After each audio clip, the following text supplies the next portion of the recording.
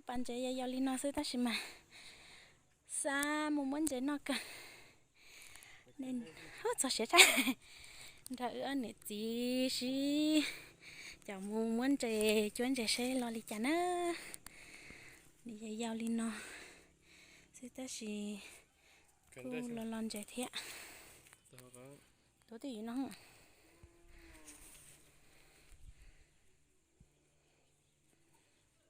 tuần đã tuần ta sẽ chết đại ta em nó có một tiếng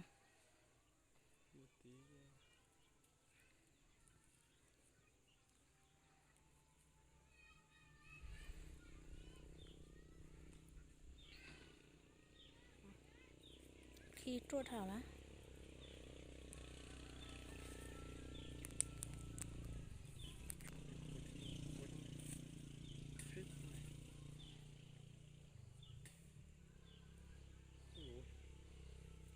làm một cái đi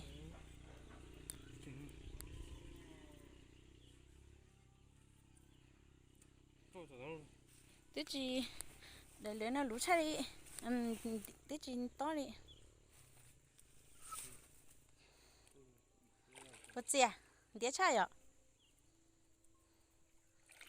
chuyên chạy ôm mò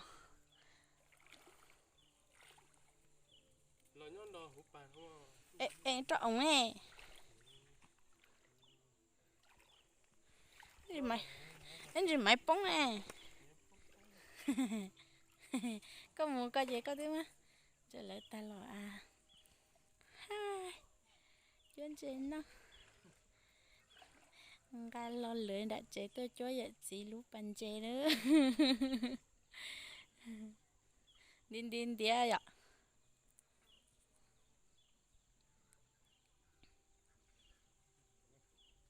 đây ta tính mình tua số đại lưỡi nè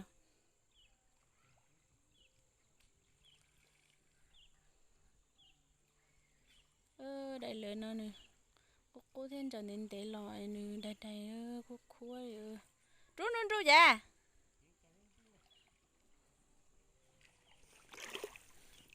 cô yêu nàng ya son trai cha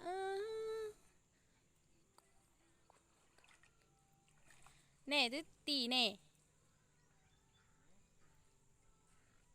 cho bé cho chọn cho sống hơn đời nè chuyện cái trăng leo nữa cho chị mà sa có một con gì đại ta có đợi chơi lo nha thế đừng chơi tiếp với papa nó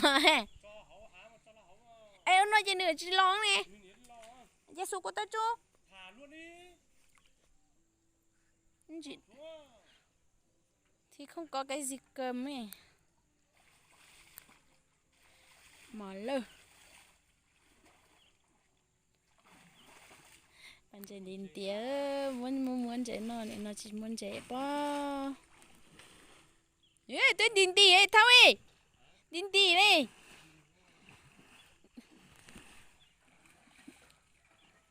đấy đầy lưỡi rong cầm giật cả mình thế tên này phần này tay phơi lo thì tiền thế tên này phần này lo tay phơi lo chai nè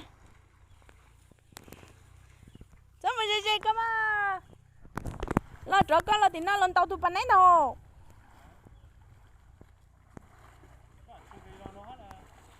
miếng cái ông tôi thao hai mùa hai mùa đấy chùa chó nè ê túa mà chùa cái gì ôi thì tu thế chó chỉ có lên từ túa ấy đang chơi mà tú lộc rồi khám muốn thấy lụt nó luôn cho đấy em đã bảo rồi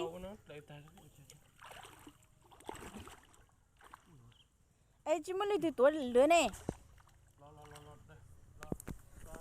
thúng rồi nè ê túa máy giá ê đẩy lửa nhá nữa con cha một mẹ thôi anh làm nhiều mẹ nó hết mẹ đi thế là ước hết đúng em rồi bùa hãy để bàn nách ý mẹ xua gì không có chúa ta bùa hãy để ui ui lim lông tổ tê.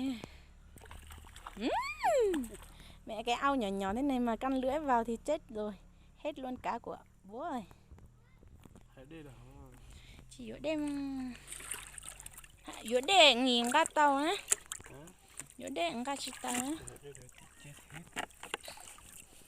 Ở đây con đây cá gì đây, cá trắng đó. Ui nó lim lông tổ tê thì một con, xem được mấy con nhá, con to rồi. Yên chỉ có thế chỉ là cái đẩy lưới bác.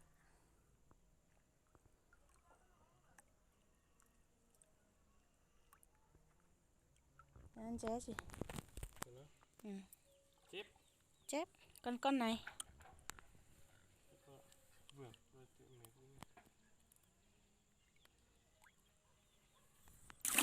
Wow. Hả? Chuột coi nè. Cá trôi. Trôi thì thả thôi. Trôi nó còn to mà, còn lớn lên mà. Thả thôi. Này, đó cái mà. Ui rồi, ui. Lơ, cô xia tiêu.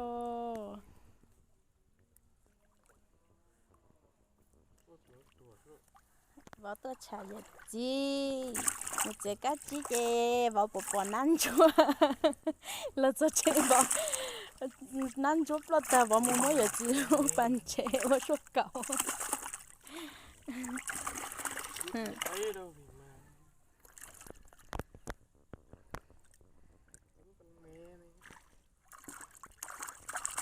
bàn chế điện tía xưa tự nhiên muốn chế thế.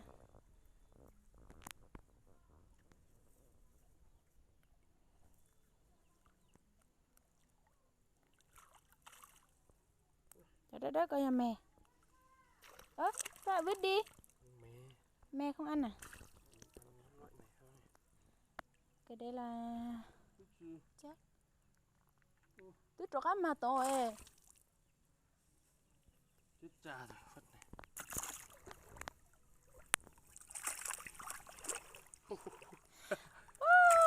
Tí gì? Mua cho phân mà bỏ co chơi. Nhưng nó chơi chỉ ban chơi tôi phun nóng cho có sát tê rồi. Mấy con ở nhà em không đến. Nè lim lông to nè.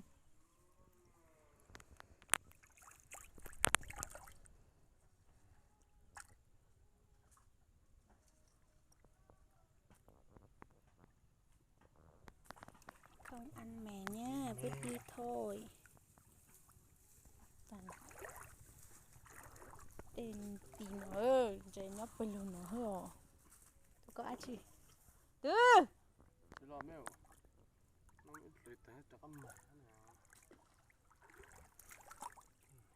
Nè. Nè. Mà màn tao một con nhỏ nuôi ở chị ta á. Buồn lời thế chẳng.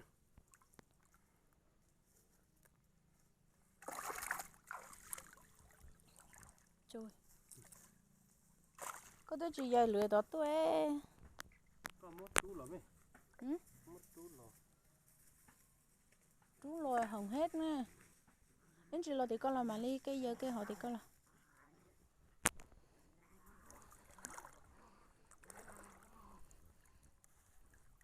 Trời. Mới có dây ha.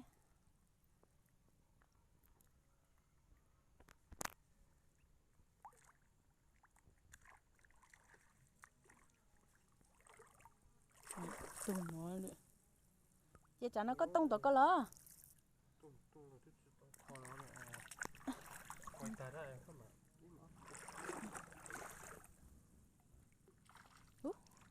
Thì nó bột to.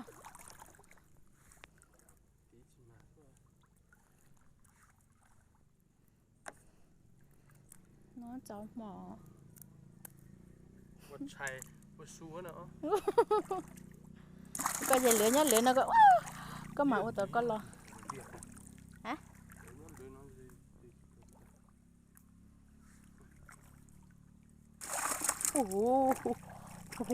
con điếu bị to hay sao? Ui, điệu. Chuối. Cá mà. Trôi. Cha chẳng chúa trôi. Đứa cho bé tôi trôi lại bây giờ. Có mấy con này. Không biết. Con bé ăn luôn à?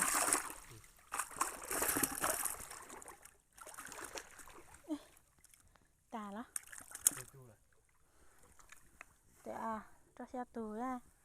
Có cho bé tù á bây giờ. Có cho bé tù đó. Cho chuối nữa. Cho chơi chuối cho yên nè.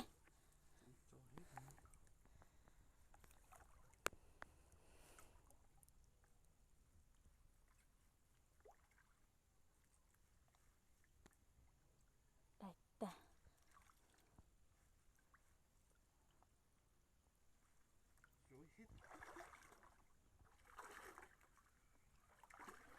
Ui, nè. Cho các mà cá chơi to á. Tôi có tôm máy. Tôm máy này. Làm gì cho cho tí sạch á. Tàu. Chẳng đủ một triệu. Tại khi mà tôi chua xưa. Chết sao mò xưa. Đã lo tụi mình sẽ tuần rồi. Chọn chị mà ở từ đó tụi mình nhỏ nè. Xin chỉ linh nó sư. Chẳng đủ là